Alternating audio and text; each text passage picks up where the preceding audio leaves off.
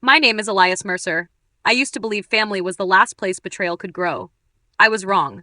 We lived on the outskirts of Red Willow, Montana, a quiet farming town where secrets don't stay buried, they just learn how to smile.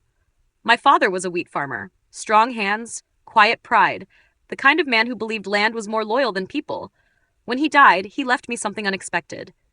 Not the farm, the money. A compensation settlement, oil rights discovered under our land decades earlier.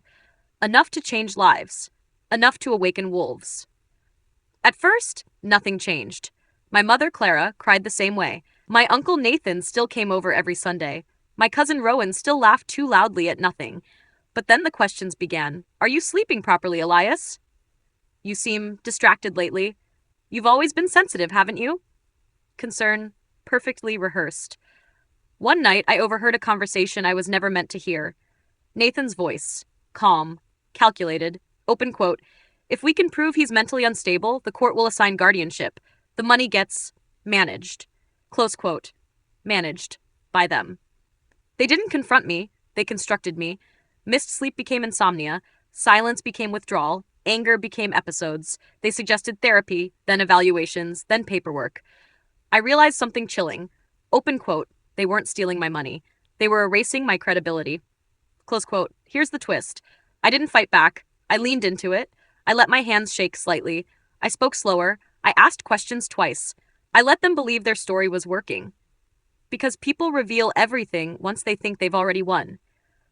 While they documented my instability, I documented them. Late night calls, emails discussing timelines, a recorded conversation where Rowan laughed and said, open quote, once it's done, he won't even understand what he lost. Close quote. That was the moment I stopped feeling hurt and started feeling precise. The hearing was scheduled for a Thursday morning. They arrived confident, prepared, certain. I arrived calm, and with me, a lawyer they didn't recognize. When the judge asked for evidence, my family spoke first. Charts, notes, testimonies full of concern.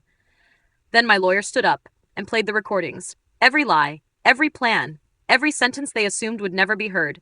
The courtroom didn't gasp, it went silent. The judge didn't need long. The case was dismissed, but that wasn't the end. Because I had already done something else. I had sold the farm. To a cooperative. On one condition. My family could continue working the land, but they would never own it again. Not 1 inch. The money? I placed it in a trust, controlled by no one but me, and I moved.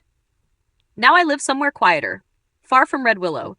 Sometimes I think about them, not with anger, but with clarity. They tried to take my money by calling me unstable.